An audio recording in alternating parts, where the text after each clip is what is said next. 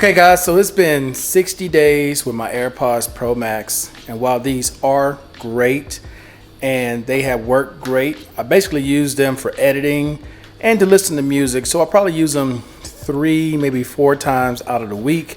Battery life is pretty good. I wouldn't call it the greatest with battery life, and as you can see, having this little bra thing here, it's not the easiest thing to work with.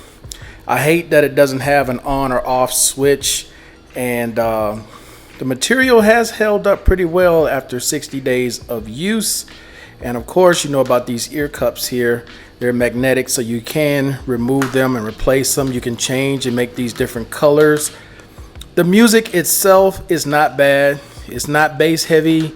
You're going to get more of an even sound with these. So I would say, you know, it's okay. It's okay. If you can afford them, they're good.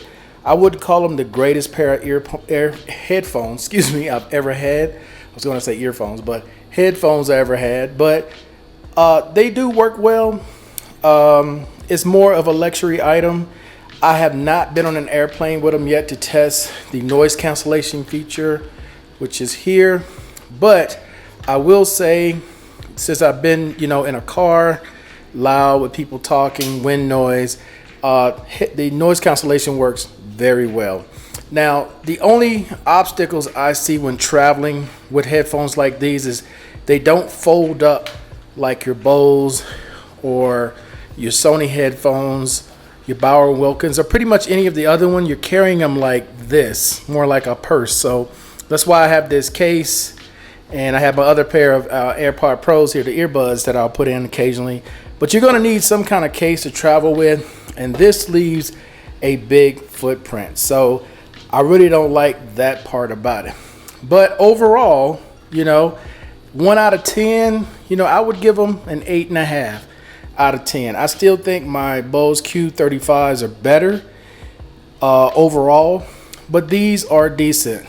But for the price of $550, I would tell someone, if you're on the edge thinking about getting this, if you're in the Apple ecosystem and you can afford these, by all means get them, because they do work great. You pull your iPhone out, you slide this over a little bit, and then you pull these out of the case. You know how Apple stuff is. It's a quick connect, boom, you're in. Music, it'll work the same way with the iPad, your Mac, or your iMac. It's pretty seamless, you know, connecting. So that part of it is great. But if you're just buying these, man, just to flex, and you don't even have an iPhone, or you're not utilizing any of the Apple products, you got an Android phone, yeah, this is not worth buying for you just to put with just to say you have them, just to flex. Yeah, that's not worth it. But if you're in the Apple ecosystem and you can afford them, I would say, yeah, by all means, if you can afford them. But if you're on the edge and you can't really afford these, don't buy them. There's plenty of sales going on with the earbuds, with the AirPod Pros, the originals and the second version. There's too many sales for you guys to be spending this kind of money if you can't really afford it. Okay, guys? So with that being said, I appreciate everybody watching as always. Until the next time, guys, I'm out. Peace.